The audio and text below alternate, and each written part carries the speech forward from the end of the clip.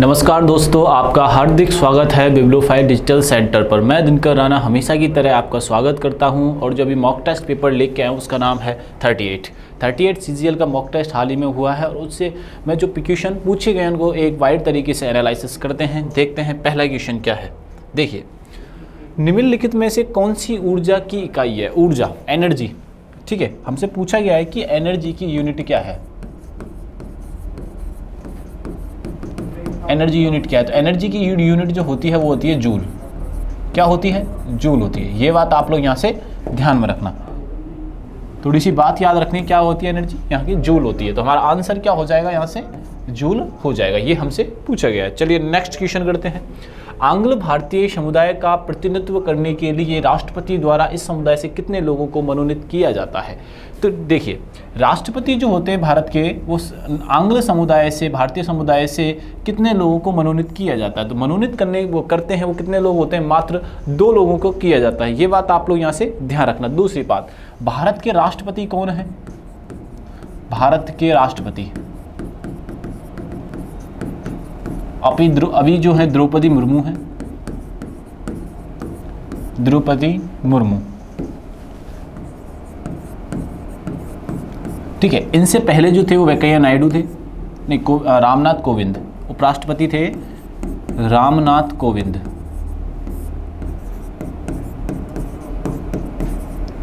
और पहले जो होते हैं first president of India, first president of India कौन थे? राजेंद्र प्रसाद। ये बात आप लोग यहाँ से ध्यान रखना। बात समझ में आई कि नहीं? राजेंद्र प्रसाद हैं फर्स्ट प्रेसिडेंट, ठीक है ना। अभी करंट में प्राइम मिनिस्टर प्रेसिडेंट कौन है? द्रौपदी मुर्मू। अब बात ये आती है कितने मनोनीत हैं। मैंने अभी आपको बताया 2 सदस्य। चलिए नेक्स्ट क्वेश्चन पे चलते हैं। निम्नलिखित में से कौन भारत की प्रथम महिला सुल्तान थी? ठीक है, सुल्तान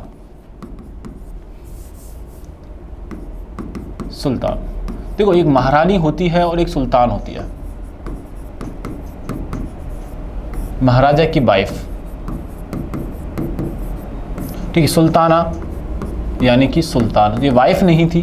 मैं अब इतना बता देता हूं कि इल्तुतमिश की बेटी थी, ठीक है ना। और सुल्ताना जो रही उनका नाम था रजिया सुल्तान। क्या नाम था? रजिया सुल्तान।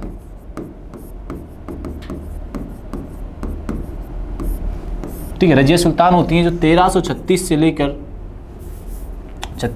40, मतलब 4 साल तक इन्होंने राज किया था।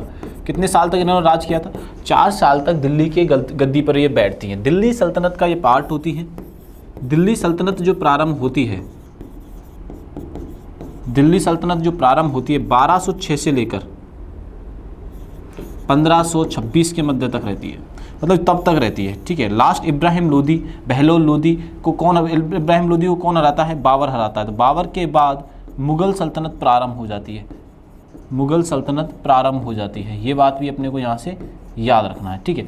और दिल्ली सल्तनत के बारे में एक आपको ट्रिक कई बार बताई है आपको कि दिल्ली सल्तनत में कैसे हमें उनके राजशाही जो लोग हैं उनको याद रखना है।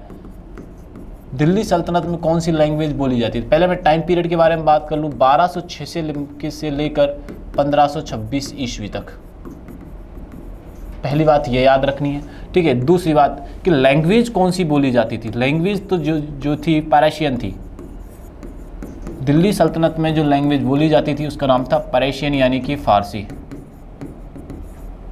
बात समझ में आ रही है कि नहीं आ रही है? ठीक है, 1206 1526 लैंग्वेज पर्शियन। अब दूसरी बात आती है कि मैं इसका तरीका याद बता देता हूँ कि दिल्ली सल्तनत को हमें कैसे याद रखना है। दिल्ली सल्तनत को याद रखने के लिए गुलाब खिले तो एक ट्रिक है, बहुत फेमस ट्रिक है। ऐसा नहीं है कि मैंने निजात किया है इसको, बहुत लोग इसको बोलते हैं। मैं यहाँ पे आपको बता रहा हूँ, गुलाब खिले तो सांस लो, ठीक है। हमें इसके याद रखना है, गुलाब खिले तो सांस, ठीक है ना।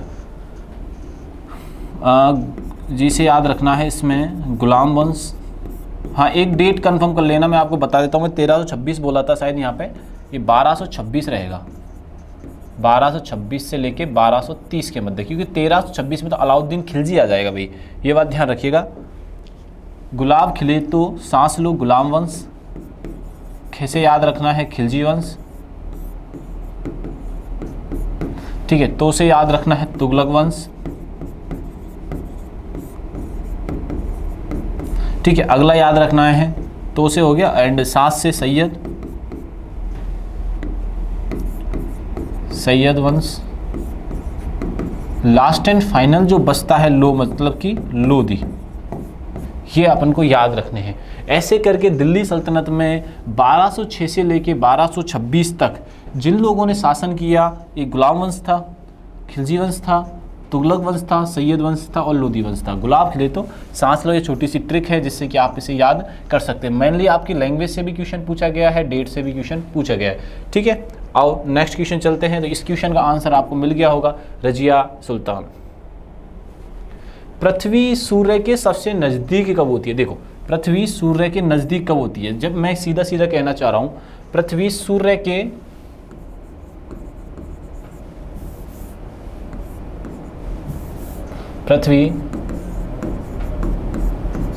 के नज़दीक, ये हमसे पूछा गया। एक तो दूर पूछा गया है और नज़दीक पूछा गया है, ठीक है। अब मैं आपको एक चीज़ यहाँ से बता देता हूँ। क्या बताता हूँ? देखो, ये ग्लोब है, ये भूमध्य रेखा है, ये कर्क रेखा है और ये मकर रेखा है, ठीक है। ऐसे करके जो सन जो होता है हमेशा इन दो रेखाओं के मध्य में ही चलता रहता है, यानी कि सूर्य जो होता है ये काल्पनिक रेखाएं हैं। जैसे मैंने कहा काल्पनिक रेखाएं हैं,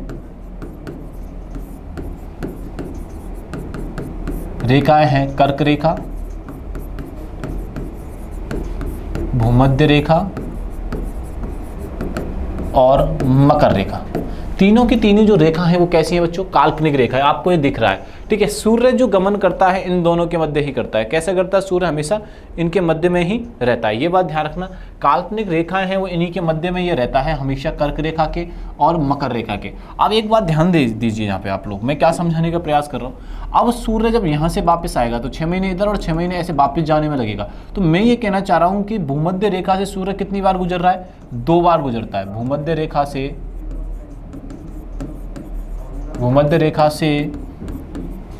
सूर्य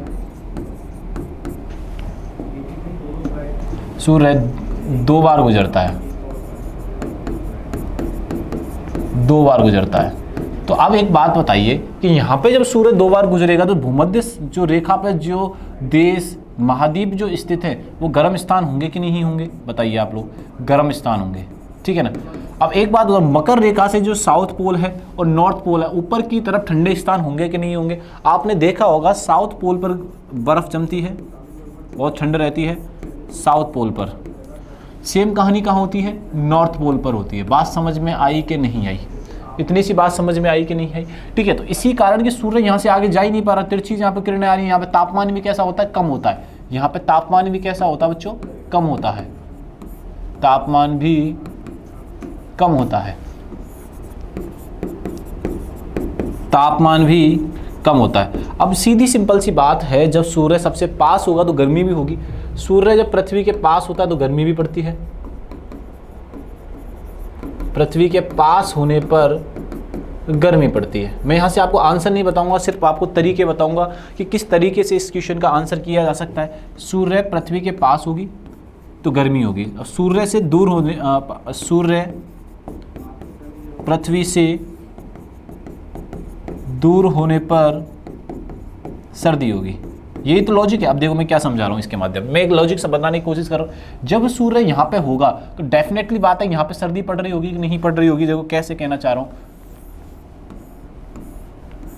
अभी सूर्य है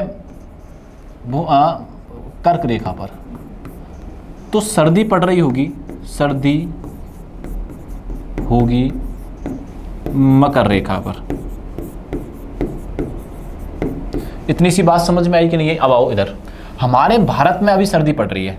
हमारे भारत में क्या हो रहा है बच्चों? अभी सर्दी पड़ रही है, ठीक है, सॉरी गर्मी पड़ रही है। भारत में गर्मी पड़ रही है तो सूर्य कहाँ होगा? भूमध्य रेखा और कर्क रेखा के पास ही तो होगा। कर्क रेखा के पास है वर्तमान में। जब सूर्य अगर यहाँ होता तो हमारे यहाँ क्या पड़ रही होती? सर्दी पड़ रही होती। यहाँ क्या पड़ रही होती? सर्दी, ठीक है। अब सूर्य सपोज करो ये सूर्य हो गया। तो यहाँ पे जो जनवरी फरवरी का महीना आएगा, दिसंबर का महीना आएगा, तो यहाँ पे क्या पड़ेगी? सर्दी पड़ेगी। यहाँ पे कैसे? बेहतरीन सर्दी पड़ेगी। तो जनवरी और दिसंबर यानी फरवरी के महीने में सूर्य कहाँ होता है? मकर रेखा पे होता है। और अभी जैसे जुलाई अगस्त चल रहा है तो सूर्य कहाँ पर होगा? ये आपको यहाँ से बताना है। ठीक, अपोजिट चीज़ें यहाँ पे चल रही होती हैं। आप याद रखोगे नहीं रखोगे तो सूर्य वापस से वहीं पर आ जाएगा। तो ये हमें ध्यान रखना है। तो हमसे पूछा क्या गया है वो देख लो एक बार, ये आपको खुद से आंसर करना है। पृथ्वी के सूर्य सबसे नज़दीक कब होता है? ये आपको जुलाई में होता है, ठीक है, जुलाई में दूर होता है, दिसंबर में होता है, सितंबर में होता है या फरवरी में होता है। ये बात आप लोग यहाँ से ध्यान में रखना। अब आपको आंसर बता देना है। वैसे तो मैं बता चुका हूँ, आगे आपको ये सारी चीज़ें बतानी है। देखिए, सूर्य तप का पृथ्वी पर असमान वितरण मुख्यतः किसके कारण होता है? सूर्य तप। अभी मैंने आपको जो सूर्य पे जो गर्मी बढ़ रही है, घट रही है, सूर्य तप जो हो रहा है, अनइवन डिस्ट्रीब्यूशन ऑफ इंसोलेशन, यानी सूर्य तप का, अभी मैंने यही तो बात की आपसे। देखो यहाँ पे आओ, सूर्य तप का अगर यहाँ पे इम्पैक्ट कम पड़ेगा गर्मी का, तो सूर्य तप का फर्क कहाँ पड़ेगा? ये इसकी आकार है, नहीं गोलाकार जो आकार है, इसके कारण, पृथ्वी का जो गोलाकार आकार है इसके कारण सूर्य तप का प्रभाव पड़ता है। सूर्य तप का प्रभाव भी पड़ता है। ये बात भी आप ध्यान रखना। दोनों क्वेश्चन एक ही क्वेश्चन से सॉल्व हो जाएंगे। पृथ्वी की गोलाकार आकृति के कारण, क्योंकि किरणें तिरछी और लंबवत पड़ेंगी, जो जैसे सूर्य तप है, जैसे ये समझिए आप, और सूर्य यहाँ से आ रहा है, तो कई जगह तो सीधा आएगा और कई जगह पर ऐसे तिरछा आएगा। तो कई जगह पर सूर्य की किरण, कई जगह पर सूर्य की किरण तिरछी होंगी, तिरछी होंगी, तो यहां गर्मी कम होगी, गर्मी कम होगी। ठीक है, दूसरी तरफ चलते हैं। अभी कई जगह पर सूर्य की किरण लंबवत होंगी,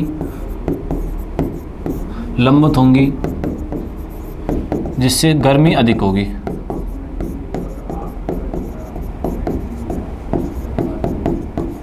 गर्मी क्या होगी? अधिक होगी। अब गर्मी कम है और गर्मी अधिक है, तो ये इंपैक्ट जो सूर्य की जो ये तिरछी और लंबवत होने के कारण क्या है? यहाँ की ये गोलाकार ये स्थिति। तो यही क्वेश्चन में हमसे पूछा जा रहा है, यही हमसे स्थिति पूछी जा रही है। निम्नलिखित में से एक ऐसा कौन सा जीव है जिसमें पादप और जानवर दोनों के लक्षण पाए जाते हैं? तो ये युगलीना होता है। युगलीना में क्या होता है कि जानवर में पादप और जानवर, ठीक है, दोनों के लक्षण हमें दिखाई देते हैं। पादप और जानवर के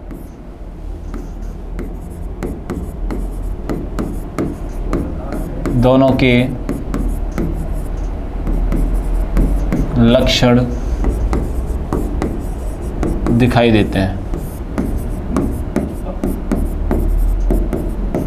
ठीक है ना? आओ, कहाँ पे दिखाई देते हैं? दोनों के लक्षण दिखाई देते हैं युगलीना में।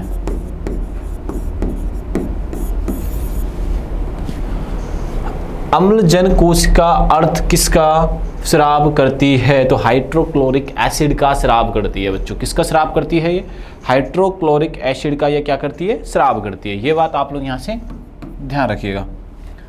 प्रोग्राम किए जाने पर सूचना केवल हम पढ़ सकते हैं। क्या कर सकते हैं? रीड कर सकते हैं, यानी कि ओनली पढ़ सकते हैं। कठोर पानी को उबाल कर या उसमें कैल्शियम हाइड्रोक्लोराइड हाइड्रो ऑक्साइड मिलाकर उसे मृदु जल बनाने की प्रक्रिया को क्या कहा जाता है? हमसे प्रक्रिया के बारे में कहा जा रहा है कि कठोर पानी को उबालकर कैल्शियम हाइड्रो ऑक्साइड मिलाकर उसे मृदु किया जाता है, तो उस प्रक्रिया को क्या कहते हैं? क्लार्क प्रक्रिया कहा जाता है। क्या प्रक्रिया कहा जाता है? क्लार्क प्रक्रिया कहा जाता है। पड़क्कल में स्थित स्मारक समूह कहाँ पर स्थित है? कहाँ पर ये पड़क्कल स्थित स्मारक कहाँ समूह है? ये कहाँ का है? ये कर्नाटक का। भैया कहाँ पर स्थित है? ये कर्नाटक में ये स्मारक स्थित है। ये बात आप लोग यहाँ से ध्यान रखना है। ये चीज़ हमें क्या रखनी है बच्चों? यहाँ से याद रखनी है। चलो नेक्स्ट क्वेश्चन करते हैं। एक मूल्य तल यानी कि प्राइस फ्लोर क्या होता है? अधिकतम वैध कीमत होती है या एक न्यूनतम वैध मूल्य होता है? ठीक है, वह कीमत जहां मांग आपूर्ति के बराबर होती है, वह कीमत जहां मांग की लोच की आपूर्ति की लोच बराबर होती नहीं। ये अधिकतम वैध कीमत होती है, एक मैक्सिमम लीगल प्राइस होती है, जिसे हम क्या बोलते हैं? प्राइस फ्लोर होता है। प्राइस फ्लोर किसे बोला जाता है? एक अधिकतम वैध कीमत, एक जैसे MRP कहते हैं ना, वो टाइप होता है इसका, एक अधिकतम वैध कीमत।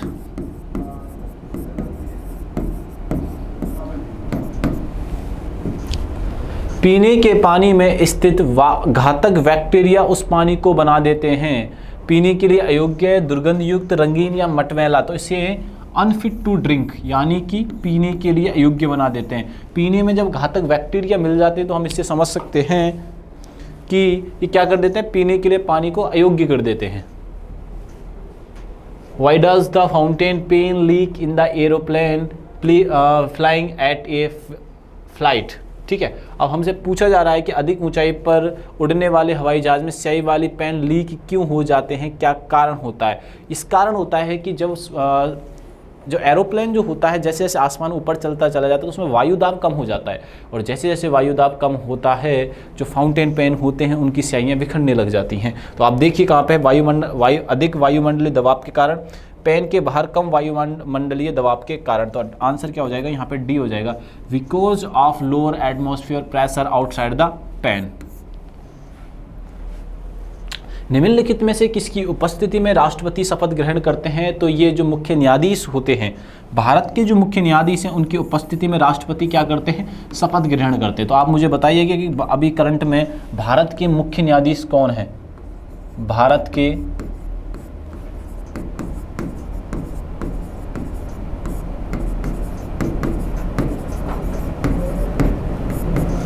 के मुख्य न्यायाधीश कौन है, तो आपको ये कमेंट बॉक्स में बताना है। ठीक है, अटॉर्नी ऑफ जनरल, लोकसभा अध्यक्ष और उपराष्ट्रपति। ठीक है, ये सारी इन्फॉर्मेशन भी हमें यहाँ से याद में रखनी है इनके बारे में भी। गर्मी के दिनों के दौरान मिट्टी के बर्तन में रखा पानी ठंडा हो जाता है, निम्नलिखित किस घटना के कारण होता है। तो ये होता है वाष्प उत्सर्जन के कारण होता है। ये बात आप लोग यहाँ से ध्यान रखना। ठीक है, बी ऑप्शन हो जाएगा इसका। राष्ट्रगान पहली बार निम्न तारीख को गाया गया था। राष्ट्रगान जो नेशनल एंथम है हमारे देश का,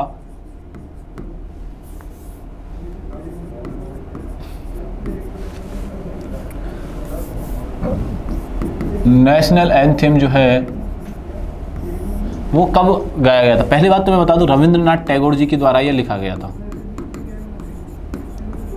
रविंद्रनाथ टैगोर,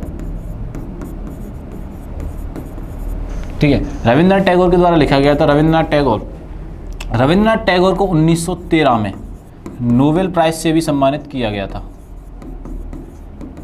किसमें मिला था इन्हें नोबेल प्राइज, लिटरेचर में मिला था।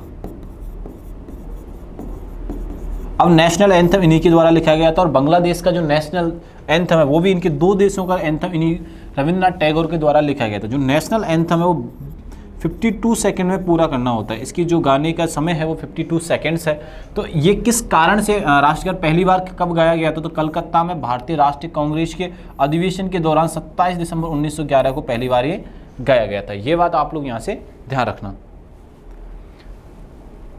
एक्सरे क्या है, ये निष्प्रभावी, ना तो धनात्मक है ना ऋणात्मक है, ना निष्प्रभावी कण होते हैं, न्यूट्रल है ये, ना तो ऋणात्मक है ना धनात्मक है। तो कैसा आंसर हो जाएगा इसका, सी आंसर यहाँ से हो जाएगा। फसल कर्ज के लिए बैंक को अदा किया गया ब्याज, हमसे पूछा जा रहा है कि भैया जो फसल के लिए, ठीक है, फसल के लिए कर्ज जो बैंक को अदा किया जाता है, जो ब्याज है वो क्या होती है। तो ये क्या होता है, ये ट्रांसफर पेमेंट होता है, ये फैक्टर पेमेंट होता है, इंटरमीडिएट कंजप्शन होती है, कैपिटल होता है। तो ये जो होता है उपादान अदायगी होती है, यानी कि फैक्टर पेमेंट होता है। कैसा पेमेंट होता है, ये फैक्टर पेमेंट यानी उपादान अदायगी होती है। ये बात इसके बारे में हमें याद रखनी है। प्रत्यक्ष करों के मामले के अदायगी दायित्व और कर का अंतिम भार किस पर स्थित होता है। ये हमसे पूछा जा रहा है कि भैया हमें तो इतना बता दो कि प्रत्यक्ष कर यानी डायरेक्ट टैक्स के मामले में अदायगी दायित्व कर का अंतिम भार किस पर होता है। उन दोनों पर जिन पर यह अधिरोपित किया गया है और जिन पर अधिरोपित नहीं किया गया, नहीं ये गलत है। वह व्यक्ति जिस पर यह अध्यारोपित किया गया है, मतलब सीधी मुद्दे साफ बात यह है, इनकम टैक्स जो कि जिसकी इनकम ज़्यादा है, इनकम टैक्स का प्रभाव जिस पर पड़ता है जिसकी इनकम ज़्यादा है। एक ही व्यक्ति पर पड़ता है, दो लोगों पर नहीं पड़ता। जिसकी इनकम ज़्यादा है, ठीक है, जिसकी इनकम ज़्यादा है, ये बात आप ध्यान रखना। वह व्यक्ति जिस पर ये अधिरोपित किया जाता है, कि इनकम जिस पे ज़्यादा है उसी पर अधिरोपित किया जाएगा। तो आंसर क्या हो जाएगा हमारा यहाँ से, बी आंसर हो जाएगा।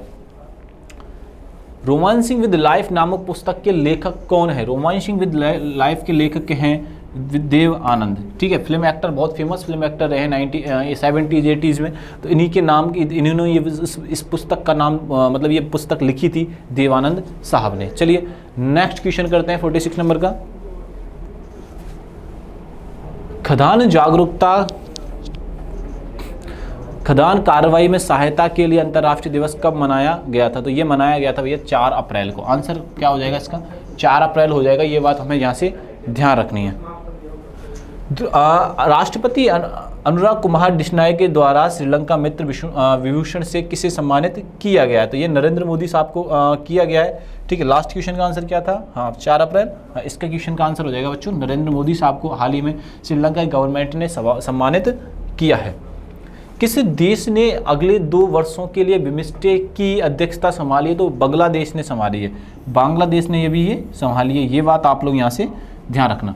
बैडमिंटन विश्व महासंघ के 20वें अध्यक्ष के रूप में किसे चुना गया है? तो ये खुन्यंग पटामा लिस्ट टंड्रोकुल को चुना गया है। ISSF विश्व कप विमेंस आयर्स 2025 में भारत ने कुल कितने पदक जीते हैं? तो इन्होंने किसने जीते हैं? 8 पदक भारत ने जीते हैं। ऐसे करके हमने CGL मॉक टेस्ट 38 के 25 क्वेश्चनों का सोल्यूशन किया। वीडियो अच्छा लगे तो शेयर करना और लाइक करना मत भूलिएगा और चैनल को सब्सक्राइब करना है। तब तक के लिए थैंक यू, धन्यवाद। आप अपना ध्यान रखिए।